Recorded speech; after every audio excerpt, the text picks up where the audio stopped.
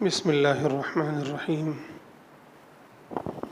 الحمد لله رب العالمين، والصلاة والسلام على سيد المرسلين وعلى آله وأصحابه وأهل بيته أجمعين.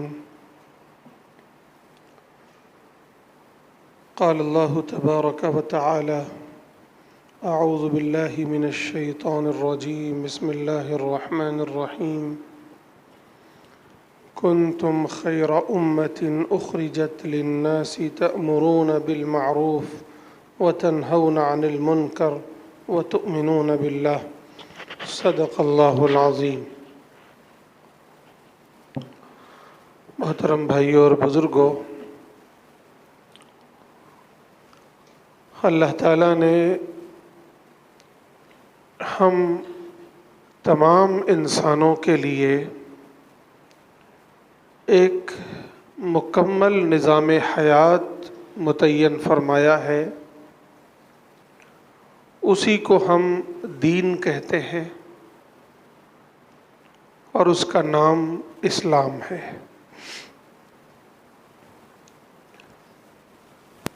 اس آخری دور میں ختم نبوت کے فیصلے کے بعد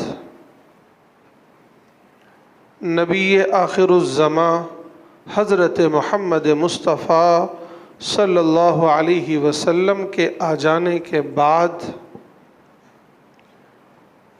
اس امت کو اللہ تعالیٰ نے خیر امت کے لقب سے نوازا ہے.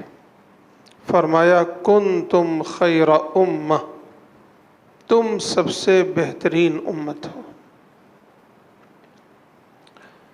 کیوں بہترین ہو؟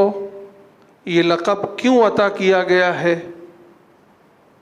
وہ اس لیے عطا کیا گیا ہے کہ انبیاء اکرام علیہم الصلاۃ والسلام کے بعد اللہ تعالیٰ نے انبیاء اکرام علیہم الصلاۃ والسلام کی جو ذمہ داری تھی وہ ذمہ داری اس امت پر عائد فرمائی ہے.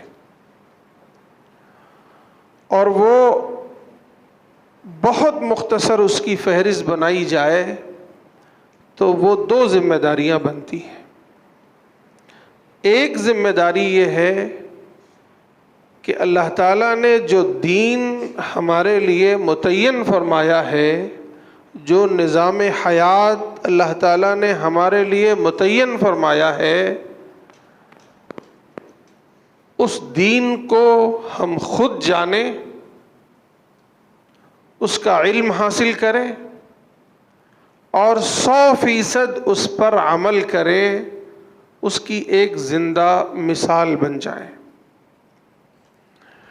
اور دوسری ذمہ داری یہ ہے کہ اس دین کو اللہ کے تمام بندوں تک پہنچائیں اور ان کے سامنے اس دین کا تعارف پیش کریں، اس دین کی حقیقت کو لوگوں کے سامنے واضح کریں، لوگوں کو بتائیں کہ خدا کون ہے، خدا نے تمہیں اس دھرتی پر کیوں بھیجا ہے، اس نے تمہارے لیے کون سا نظام حیات متعین کیا ہے، کس راستے پر چل کر تم نجات پا سکو گے. مختصر یہ کہ دنیا انسانیت کو ہم یہ بتائیں کہ خدا کا بھیجا ہوا دین کیا ہے، اس کے فرائض کیا ہیں، اس میں حلال کیا ہے، حرام کیا ہے. یہ دو مختصر ذمہ داریاں ہماری آپ کی ہیں، اس پوری امت کی.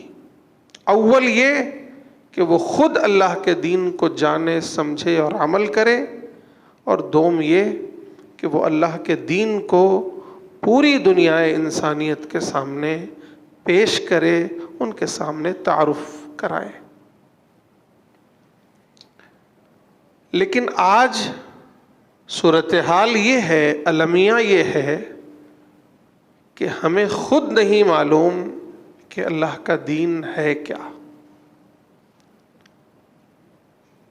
اللہ کے دین کے مطالبات کیا ہیں، اس میں حرام کیا ہے، حلال کیا ہے، وہ ہم سے چاہتا کیا ہے، ہمارے کاندھوں پر ذمہ داریاں کیا عائد ہوتی ہیں، ہم خود اس سے لا علم ہیں۔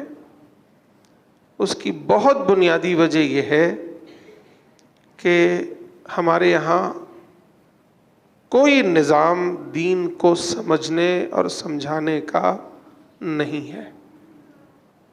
بہت معذرت کے ساتھ ہمارے یہاں جو مکاتب کا نظام ہے، ظاہر ہے بہت چھوٹے بچوں کے لیے ہے، 10 سال 12 سال تک بچے وہاں پڑھتے ہیں۔ کچھ چیزیں ہیں جو رٹ لیتے ہیں، قرآن مجید ناظرہ سیکھ جاتے ہیں، زیادہ سے زیادہ یہ ہوتا ہے کہ اردو سیکھ جاتے ہیں، ورنہ ممبئی کی حالت تو یہ ہے کہ مکتب میں جانے والے بچے بھی 50% ایسے ہیں کہ انہیں اردو جیسے آنی چاہیے نہیں آتی، کہ بعد میں وہ اس کے ذریعے سے دین کو سمجھ سکیں۔ یعنی جو کچھ بھی نظام ہے دین سیکھنے کا، سکھانے کا، وہ ہمارے 10-12 سال تک کے بچوں کے لیے ہے۔ اور اس میں بھی مجھے بتائیے آپ کتنے بچے ہیں جو مکتب جاتے ہیں؟ آپ پرسنٹیج خود نکال لیجئے۔ جب وہ 10-12 سال یا 15 سال کے ہو جاتے ہیں، صحیح بات تو یہ ہے کہ اب ان کی عمر وہ ہوتی ہے کہ کسی چیز کو صحیح طور پر سمجھ سکیں، اس کو صحیح ہے یا غلط جان سکے، کوئی فیصلہ کر سکے۔ اب یہ عمر وہاں سے شروع ہوتی ہے، اور تب ہم کیا کرتے ہیں؟ دین پڑھانا، قرآن پڑھانا، سنت پڑھانا، حدیث پڑھانا، سیرت پڑھانا بند کر دیتے ہیں۔ اب وہ صرف عصری تعلیم، دنیاوی تعلیم پڑھتے ہیں، اسکول جاتے ہیں، کالج جاتے ہیں، اور آگے تک جاتے ہیں، پی ایچ ڈی تک بھی کر لیتے ہیں، اچھی جاب کرنے لگتے ہیں، بوڑھے ہو جاتے ہیں۔ اس درمیان کوئی اور سسٹم، کوئی اور نظام دین سیکھنے کا نہیں ہے۔ زیادہ سے زیادہ کچھ % لوگ وہ ہیں جو تبلیغی جماعت میں وقت لگا لیتے ہیں، وہاں بھی بہت محدود دین ہے جو سکھایا جاتا ہے، ظاہر ہے اس کا نصاب ہی دیکھ لیں آپ۔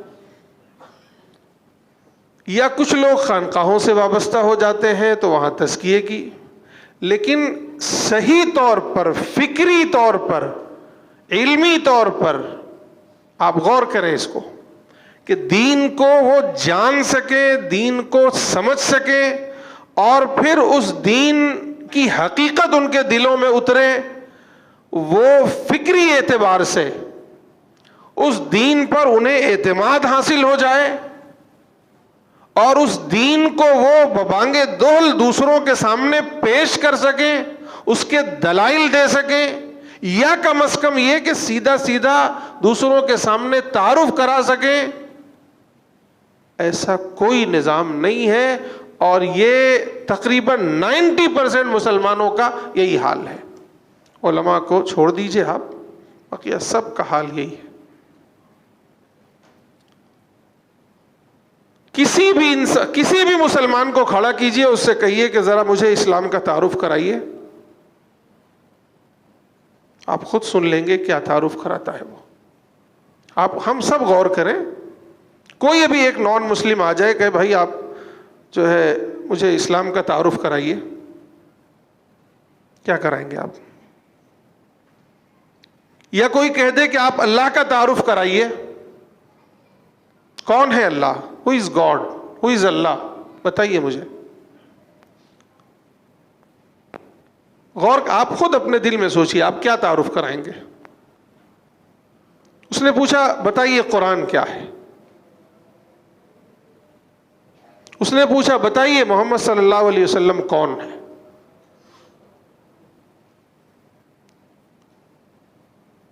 ہم میں سے اکثریت 90% لوگوں کا حال یہ ہے کہ وہ کسی بھی یعنی وہ خود نہیں جانتے تو دوسروں کو مطمئن کیا کر سکتے ہیں. یہ بہت بڑا المیہ ہے. اس کی طرف ہمیں ذاتی طور پر توجہ دینے کی ضرورت ہے. نمبر 1 اس میں خود ہم ذاتی مطالعہ کریں. آج کل جب سے یہ موبائل آ گیا ہے یہ مطالعے کا شوق، مطالعے کا ذوق ختم ہو چکا ہے. یا کسی کو پڑھنے کا شوق ہے تو بڑی بڑی ناولیں پڑھ رہے ہیں، اخبارات دن بھر پڑھ رہے ہیں، لیکن کبھی یہ توفیق نہیں ہوتی کہ لاؤ اسلام کے تعارف پر کوئی کتاب پڑھ لے، اللہ کی توحید پر، اللہ کے تعارف پر کوئی کتاب پڑھ لے، سیرت پر کوئی کتاب پڑھ لے، قرآن پر کوئی کتاب پڑھ لے، یا ترجمے قرآن روزانہ کچھ نہ کچھ پڑھ لیا کریں، یا تھوڑی دیر حدیث پڑھ لیا کریں. اس کی توفیق نہیں ہوتی ہے. کیونکہ جب آپ بڑے ہو گئے، 15 سال کے اوپر ہو گئے، تو اب آپ کو خود سوچنا ہے کہ میرا رب جو دین مجھے بنا کر دے رہا ہے یا دیا ہے وہ دین کیا ہے، میں جانوں تو.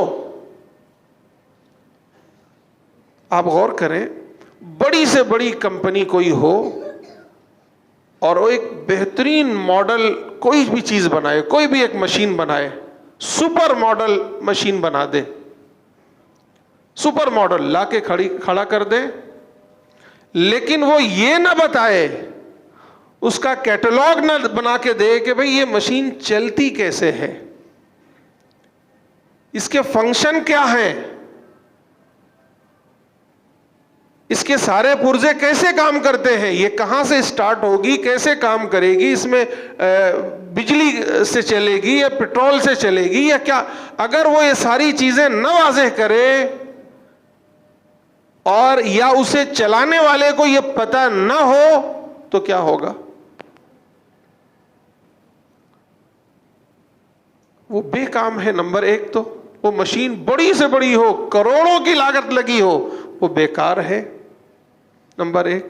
نمبر 2، اب کوئی اجنبی، کوئی جاہل، کوئی گنوار جا کے اسے چلائے گا، جب اسے معلوم نہیں، کمپنی نے بتایا نہیں ہے تو کیا ہوگا؟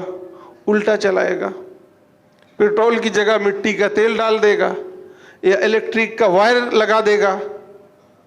کیا ہوگا؟ وہ مشین بھسٹ ہو جائے گی. میرے بھائیوں، اس پوری کائنات کا سپر ماڈل کوئی ہے تو وہ انسان ہے، ہم اور آپ ہیں. اس کائنات میں کروڑوں مخلوقات ہیں، بڑی سے بڑی ہیں، لیکن ان میں سب سے خوبصورت، سب سے بہترین، سب سے بامقصد، جس کے لیے یہ پوری کائنات بنائی گئی ہے، وہ ہم اور آپ ہیں، وہ انسان ہے. اور اس انسان کو یہ نہ معلوم ہو کہ مجھے جینا کیسے ہے، مجھے زندگی گزارنی کیسے ہے، مجھے یہاں رہنا کیسے ہے، تو پھر یہ بیکار ہے. اسی لیے اللہ تعالیٰ نے قرآن مجید میں کہا ہے والتین والزیتون وطور سینین وہذا البلد الامین لقد خلقنا الانسان فی احسن تقویم ثم رددناہ اسفل سافلین. 4 قسمیں مسلسل کھائی ہیں اللہ تعالیٰ نے. 4 قسمیں کھانے کے بعد کہہ رہے ہیں یقیناً ہم نے انسانوں کو سب سے خوبصورت ماڈل میں بنایا ہے، سب سے خوبصورت. یہ گویا اس کائنات کا سپر ڈیلکس ماڈل ہے، سب سے خوبصورت مخلوق. پھر کیا فرمایا؟ لیکن جب یہ اپنے مقصد میں ناکارہ ہو جاتے ہیں تو ثم رددناہ اسفل سافلین، پھر ہمیں انہیں سب سے پستی میں گرا دیتے ہیں. وہ مقام جس کا سب سے بلند تھا وہ سب سے پست ہو جاتا ہے. وہ جو جنت میں ڈالا گیا تھا، جنت کے لیے بنایا گیا تھا، وہی پھر جہنمی بن جاتا ہے. وہ جو مسجود ملائکہ تھا، فرشتے اس کو سجدہ کر رہے تھے، وہ جانوروں سے بھی بدتر ہو جاتا ہے، اولئک کالانعام بل ہم اضل، وہ جانوروں سے بھی بدتر ہو جاتا ہے۔ وہ کیوں ہوتا ہے؟ کیوں ہوتا ہے؟ غور کریے اس پہ۔ وہ اس لیے ہوتا ہے جو میں نے مثال دی مشین کی، کہ میں اور آپ یہ جاننے کی کوشش نہیں کرتے ہیں کہ میرے رب نے مجھے پیدا کیا ہے، مجھے بنایا ہے، تو آخر میرا کیٹلاگ کیا ہے؟ میں کیوں بنایا گیا ہوں؟ میں اس دھرتی پر کیوں بھیجا گیا ہوں؟ کیوں بنایا گیا ہوں؟ میرا مقصد کیا ہے؟ اور پھر بنایا گیا ہوں تو مجھے چلنا کیسے ہے؟ مجھے رہنا کیسے ہے؟ مجھے جیون گزارنا کیسے ہے؟ مجھے نہیں معلوم ہے۔ کیا چیز میرے لیے مفید ہے اور کیا چیز مضر ہے، کیا چیز نقصان دہ ہے، مجھے نہیں پتا ہے۔ مجھے نہیں پتا ہے کہ کیا چیز ہے جو میرے مراتب کو، میرے مقام کو بلند کرتے جائے گی، اور کیا چیزیں ہیں جو مجھے پست کرتی جائیں گی۔ کون سا راستہ ہے جو میرے لیے صراط مستقیم ہے، اور کون سا راستہ ہے جو گمراہی کا ہے، اندھکار کا ہے، اندھیروں کا ہے، کون سا ہے؟ مجھے نہیں معلوم۔ جب یہ نہیں معلوم ہوتا ہے تو پھر یہ انسان، وہ جو فرشتوں نے جس کو سجدہ کیا تھا، جسے اللہ نے کہا یہ احسن تقویم ہے، وہ جانوروں سے بھی بدتر ہو جاتا ہے، اور جس کا مظاہرہ ہم سب دیکھتے رہتے ہیں روزانہ کی اپنی زندگی میں۔ اس کی اصل وجہ کیا ہے؟ یہی ہے کہ مجھے، آپ کو یا انسانوں کو یہ نہیں پتا ہے کہ میرا خالق کون ہے، پھر میرے خالق نے مجھے اس دھرتی پر کیوں بھیجا ہے، مجھے کیسے رہنا ہے اور کیسے نہیں رہنا ہے، کس راستے پر چلنا ہے اور کس راستے پر نہیں چلنا ہے، یہ نہیں پتا ہے۔ اور یہ چیز معلوم کیسے ہوگی؟ یہی چیز پورا دین ہے ہمارا۔ یہ جو دین ہے ہمارا، یہ وے آف لائف ہے، یہ ہمارا نظام حیات ہے، یہ زندگی گزارنے کا طریقہ ہے کہ تم یہ جیون کیسے گزارو گے، اس کی ساری تفصیلات کا نام دین ہے۔ اور ہم اس سے ناواقف ہیں۔ عام انسان، 80% انسان اس دھرتی پر وہ ہیں جو مسلمان نہیں ہیں، انہیں تو یقیناً نہیں معلوم ہے۔ کیوں نہیں معلوم ہے؟ اس کے بھی مجرم کہیں نہ کہیں ہم اور آپ ہیں، کیونکہ اللہ نے ختم نبوت کے فیصلے کے بعد وہ ذمہ داری بھی میرے اور آپ کے کاندھوں پر ڈالی تھی کہ ہم ان تک دین کو پہنچاتے، اپنے عمل سے، اپنے کردار سے بھی، اور اپنی زبان اور اپنے قلم سے بھی ہم ان تک پہنچاتے اللہ کا دین، ہم انہیں بتاتے اللہ کا تعارف، اللہ کے دین کا تعارف، ہم انہیں بتاتے کہ صراط مستقیم کیا ہے اور گمراہی کیا ہے۔ چاہیے تو یہ تھا، ہم اس کے بھی مجرم ہیں۔ اچھا، یہ تو دوسری ذمہ داری تھی۔ پہلی ذمہ داری یہ تھی کہ پہلے ہم خود دین کو جانتے اور دین پر عمل کرتے۔ لیکن افسوس کی بات یہ ہے میرے بھائیوں کہ ہم میں سے 90% مسلمان اپنے دین کو نہیں سمجھتا، نہیں جانتا۔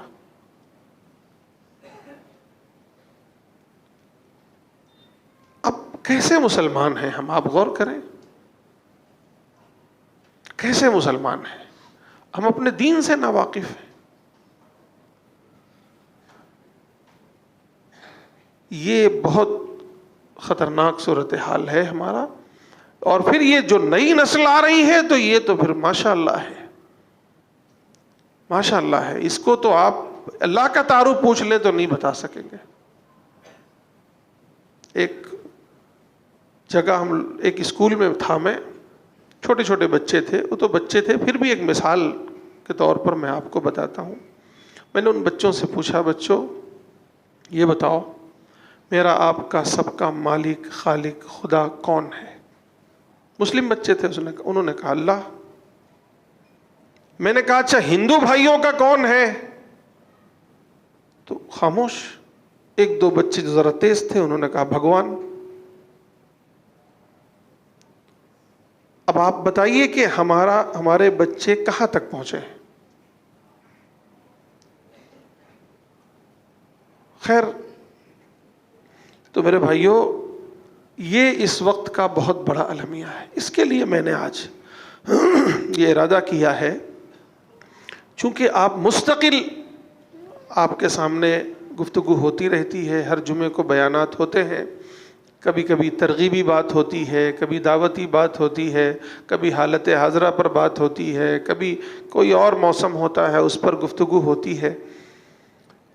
میں نے آج مناسب یہ سمجھا ہے کہ انشاءاللہ ہم اگلے ہفتے سے ایک سلسلہ شروع کریں گے تفہیم دین کا، کہ تھوڑی سی حالات حاضرہ پر بھی گفتگو ہوگی 5-10 منٹ، لیکن 10 سے 20 منٹ ہم مختص کریں گے کہ آپ کے سامنے ہم دین کا مختصر تعارف، جتنا کم سے کم ہر مسلمان کو جاننا ضروری ہے اتنا تعارف آپ کو آپ کے سامنے رکھوں گا میں، وہ اس طرح سے کہ ہم خود بھی جانیں، اور پھر وہ اس طرز پر، اس طریقے پر میں آپ کے سامنے رکھنا چاہوں گا کہ آپ اس طریقے سے پھر آپ کسی کے بھی سامنے اللہ کا تعارف کرائیں، اسلام کا تعارف کرائیں، نبی کا تعارف کرائیں، قرآن کا تعارف کرائیں، صراط مستقیم کا تعارف کرائیں، جنت دوزخ کا تعارف کرائیں، توحید کا تعارف کرائیں، شرک بتائیں. یعنی اگر آپ نے توجہ سے وہ بات سنی، اور انشاءاللہ وہ ریکارڈ بھی ہوگی، تو آپ بعد میں بھی جا کے اس کو سن سکتے ہیں، بچوں کو سنا سکتے ہیں، تو انشاءاللہ آپ خود بھی دین کو سمجھ سکیں گے، آپ اپنے گھروں میں اپنے بچوں کو بھی سمجھا سکیں گے، اور پھر آپ جہاں جاتے ہیں، جو ہماری دوسری ذمہ داری ہے کہ ہم جہاں کہیں ہوں اللہ کے بندوں کو اللہ کا تعارف کرائیں، اللہ کے بندوں کو اللہ کے دین کا تعارف کرائیں. یہ جو ذمہ داری ہے، اگر آپ نے اس کو صحیح طور پر سمجھ لیا تو انشاءاللہ وہ بھی آپ کر سکیں گے. تو انشاءاللہ اگلے ہفتے سے ہم یہ سلسلہ شروع کریں گے. اس کے لیے ایک درخواست یہ ہے کہ تھوڑا سا پہلے آپ آنے کی کوشش کریں، ورنہ پھر وہی ہوگا کہ سارا ختم ہو جانے کے بعد آپ کو وہ تھوڑی سی کوئی چیز ملے گی آدھی ادھوری، اور پھر وہ آدھا ادھورا علم جو ہے وہ آپ کو بھی نقصان دے گا اور دوسروں کو بھی. خیر، یہ اس ضرورت کا احساس اگر آپ کو ہے تو آپ خود اگلے ہفتے وقت پر آئیں گے. آپ اپنے گھر میں جا کے تجربہ کر لیجئے کہ ہم کتنا دین جانتے ہیں. وہ دین جو ہمارے لیے، میں نے مثال دی، کیٹلاگ کی حیثیت رکھتا ہے. میں اس کائنات میں سب سے افضل ہوں، آپ یعنی انسان، میں سے مراد انسان. وہ جو اشرف المخلوقات ہے اس کائنات میں اللہ کے بعد، یعنی سب سے افضل ہے، اسے یہ نہیں پتا ہے کہ میں یہاں کیوں آیا ہوں، مجھے کیسے چلنا ہے، مجھے کیسے جینا ہے، مجھے زندگی میں کیا کرنا ہے، کیا نہیں کرنا ہے، اسے یہ نہیں پتا ہے. تو پھر ظاہر ہے کہ یہ اشرف المخلوقات کہلانے کے لائق نہیں ہے. اور یہی وجہ ہے کہ پھر قرآن نے کہا ہے کہ یہ تو جانور ہیں، چوپائے ہیں، بلکہ ان سے بھی زیادہ گئے گزرے ہیں، ان سے بھی زیادہ گمراہ ہیں. تو ایک تو یہ کہ اس کی طرف توجہ دیں آپ. اور جو چھوٹے بچے ہیں ان کے لیے تو بہترین آپشن، آپ جہاں کہیں بھی رہتے ہیں ان کو مکاتب میں بھیجیں.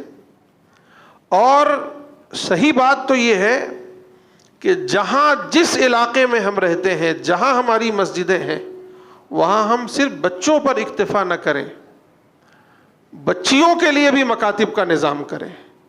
اور صرف بچے اور بچیوں، ایسا نہ ہو کہ 10-12 سال ہو ہی رہا ہے، پورے ملک کی یہ کہانی ہے. 10 سے 12 سال تک ہمارے بچے اور بچیاں مکتب پڑھتے ہیں، دین پڑھتے ہیں. جب وہ کچھ سمجھنے کے لائق نہیں رہتے تو دین پڑھتے ہیں. جب کچھ سمجھنے کے لائق ہو جاتے ہیں تو بس صرف دنیا، صرف دنیا، صرف دنیا. اور صرف دنیا ہی نہیں، صرف دنیا سیکھتے پھر بھی غنیمت تھی، بلکہ اب تو شیطانی سیکھتے ہیں. توحید کے بجائے شرک سکھایا جاتا ہے، حیا کے بجائے بے حیائی سکھائی جاتی ہے. جو اسکولوں کا حال ہے آپ دیکھ رہے ہیں. اس کے علاوہ موبائل میں دن رات پتہ نہیں کیا کیا سیکھ رہے ہیں، ٹی وی میں دن رات پتہ نہیں کیا کیا سیکھ رہے ہیں، ہماری شادیوں کا جو حال ہے وہاں کیا سیکھ رہے ہیں، پھر اسکولوں میں جو فنکشن ہوتے ہیں، کلچرل پروگرام کے نام پر بے حیائی، اور ہم اور آپ اس کا گوارا کرتے ہیں۔ جو ذرا اچھے پیسے والے ہیں ماشاءاللہ ماڈرن ہو چکے ہیں، وہ تو عجیب بات ہے، بالغ بچیوں کو اسکرٹ پہنا کر لے جاتے ہوئے ہم نے خود اپنی آنکھوں سے دیکھا۔ وہ بچی جو ہمارے پاس آ کر نقاب میں مکتب پڑھ کے جاتی ہے، وہ بچی اب اسکرٹ پہن کے اسکول جا رہی ہے۔ یہ ہماری غیرت کا مسئلہ ہے، یہ وہ تو بچیاں ہیں، بچے ہیں، وہ معصوم ہیں، ان کو پتہ ہی نہیں ہے کہ ہمارے لیے کیا صحیح ہے کیا غلط ہے۔ یہ چیز تو ماں باپ کو سوچنا ہے، اور ماں باپ میں بھی باپ کو سوچنا ہے، لیکن باپ کو پتہ نہیں کیا کس جادو نے اس پر اثر کر دیا ہے کہ اس کو پتہ نہیں، دنیا کو جو دیکھ رہا ہے وہی کر رہا ہے۔ ساتھ جا رہے ہیں، ماں نے نقاب پہنا ہوا ہے، جو بالغ بچیاں ہیں بغیر نقاب کے، نامحرموں سے مہندی لگوا رہی ہیں۔ چھوڑ دیا ہے ہم نے مارکیٹ میں کہ جاؤ تم ہی سب کرو، کہاں جاتے ہیں کیا کرتے ہیں؟ ہم نہیں کہتے ان کی نیتیں غلط ہیں، نیتیں صحیح بھی ہوں، پھر بھی سب بے پردگی ہو رہی ہے جو کچھ ہو رہا ہے۔ خیر، اصل مسئلہ بچوں اور بچیوں کا ہے۔ ہماری جو اگلی نسل آ رہی ہے وہ بہت خطرناک رخ پر جا رہی ہے، تو اس لیے چھوٹے بچوں کو، بچیوں کو تو مکتب بھیجیں آپ، لیکن ایک بڑی درخواست میں آپ سے یہ کرنے جا رہا ہوں، اس سے پہلے بھی میں نے کئی مرتبہ کہی ہے، شاید کہ اللہ تعالیٰ کسی بندے کے دل میں یہ بات ڈال دے اور ہر محلے یہ بات شروع ہو، بہت سی جگہوں پر شروع ہوا کہ یہ جو بڑی بچیاں ہیں، بڑے بچے ہیں، ان کے دین سیکھنے سکھانے کا ایک نظم کیا جائے۔ ٹھیک ہے، ایک مکتب کا نظام ہے، 10-12 سال کے بچے اور بچیاں وہاں جاتے ہیں، سیکھ کے آتے ہیں۔ اب وہ ایک گویا پرائمری سیکشن پورا ہو گیا، اب دوسرا اسٹینڈرڈ شروع ہو۔ وہ 12 سال 15 سال کے بچوں، 12 سال سے لے کر کے 18 سال 20 سال تک کے بچوں کے لیے ایک دین کے سیکھنے سکھانے کا ایک نظم ہو۔ ضروری نہیں آپ سب عالم بنے، سب حافظ بنے، لیکن دین تو اتنا معلوم ہونا چاہیے جتنا ضروری ہے، عقائد تو معلوم ہونا چاہیے جتنا ضروری ہے۔ عقائد تک نہیں معلوم ہے، اور جب نہیں معلوم ہے تو پھر وہ شرک کرتے ہیں۔ اب وہ شرک کرتے ہیں تو پھر ہمیں لگتا ہے میرے بھائیوں اس کی طرف توجہ دیں۔ میں یہاں کی مسجد کی انتظامیہ سے بھی کہوں گا کہ اتنی شاندار مسجد ہے، اتنی بڑی ماشاءاللہ، آپ حضرات اتنا شاندار اس کا نظام بنائے ہیں، مکتب کا نظام یہاں جیسے آپ نے رکھا ہے، اسی طرح بڑے بچوں اور بچیوں کا ایک نظام بھی یہاں بنائیں، اس کا ایک پورا سسٹم بنائیں۔ میری کوئی مدد لگتی ہے تو میں تیار ہوں۔ اسی طرح آپ پورے بھیونڈی میں یہ آواز چلائیں کہ بھائی بڑے بچوں اور بچیوں کے لیے دین یا دین سیکھنے سکھانے کا ایک عمل، ایک سسٹم، ہر جگہ امام ہے، ہر جگہ مؤذن ہے، ہر جگہ کوئی نہ کوئی حافظ عالم ہے۔ بھائی آپ دنیا سکھانے کے لیے ہزاروں خرچ کرتے ہیں، یہاں بھی ہزاروں خرچ کیجئے، اچھی فیس دیجئے، اچھی پڑھائی کروائیے، بچوں کو بھی لگے گا کہ یار مجھے فیس دے رہا ہوں اور جانا ہے، پڑھنا ہے ایک سسٹم کے ساتھ، اور پڑھانے والوں کو بھی احساس ہوگا کہ ہاں ہم پڑھا رہے ہیں۔ پھر دیکھیے یہ نسل پھر یہ ارتداد سے اور آگے آنے والے طوفانوں سے لڑ سکیں گے، ورنہ میرے بھائیوں یہ آگے جا کے اپنے ایمان پر، اپنے دین پر، اپنے تشخص پر، اپنی تہذیب پر باقی رہیں گے، اس کی کوئی گارنٹی نہیں ہے۔ کیونکہ جب دماغ ہی خالی ہے، دل ہی خالی ہے، پتہ ہی نہیں ہے کچھ، دن رات دنیا بھر کی چیزیں پڑھ رہے ہیں، دنیا بھر کی چیزیں دیکھ رہے ہیں، وہی ساری چیزیں سن رہے ہیں، اسی ماحول میں رہ رہے ہیں، تو کیسے نہیں اثر لیں گے وہ؟ زیادہ سے زیادہ اتنا ہوگا، نام کے مسلمان ہیں، نام عبداللہ عبد الرحمن ہے، لیکن آگے ان کے عقائد کہاں تک پہنچ چکے ہیں، ان کے اعمال کہاں تک پہنچ چکے ہیں، ان کی فکریں کہاں تک پہنچ چکی ہیں، یہ تو اللہ ہی حافظ ہے۔ اس لیے میرے بھائیوں، مختصر یہ کہ دیکھیے، اللہ تعالیٰ نے ہمیں خیر امت کے لقب سے نوازا ہے۔ اس کا مفہوم یہ ہوتا ہے کہ پوری دنیا میں جتنی قومیں ہیں، اس میں سب سے بڑا مقام اللہ تعالیٰ نے ہمیں اور آپ کو دیا ہے۔ اس کی اصل وجہ یہ ہے کہ اللہ تعالیٰ نے اس کے کاندھوں پر وہ ذمہ داری عائد کی ہے جو کبھی تاریخ میں انبیاء اکرام علیہم الصلاۃ والسلام کے کاندھوں پر تھی۔ وہ ذمہ داری کیا ہے؟ نمبر 1، اللہ کے دین کو جاننا، سمجھنا اور اس پر 100% عمل کرنا، اور نمبر 2، اس دین کو دوسروں تک پہنچانا، پوری دنیا انسانیت تک اللہ کا دین پہنچانا، انہیں اللہ کی طرف بلانا۔ اسی ذمہ داری کے سبب اللہ نے ہمیں یہ مقام عطا کیا ہے۔ لیکن افسوس یہ ہے اس وقت کہ ہم مسلمان خود ناواقف ہیں دین سے۔ جب ہم خود ناواقف ہیں تو نہ دین پر عمل کر رہے ہیں 100%، اور نہ ہی دوسروں کو بتا پا رہے ہیں۔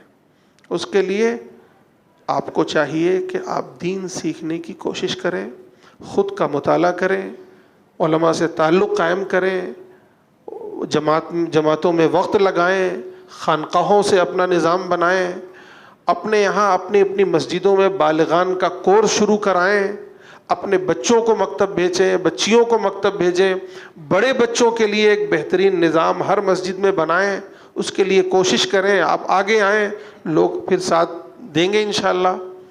اور اگلے ہفتے سے انشاءاللہ میں خود اس جمعے کے بیان میں 20 منٹ آپ کو دین کیا ہے اس کا تعارف آپ کے سامنے رکھنے کی ایک سلسلہ شروع کروں گا۔ اللہ تعالیٰ مجھے توفیق دے کہ میں خود دین سمجھ سکوں اور آپ کو سمجھا سکوں، اور یہ ایک بہترین سلسلہ ہو اور ہم سب کے لیے بڑا مفید ہو۔ وآخر دعوانا ان الحمد للہ رب العالمین۔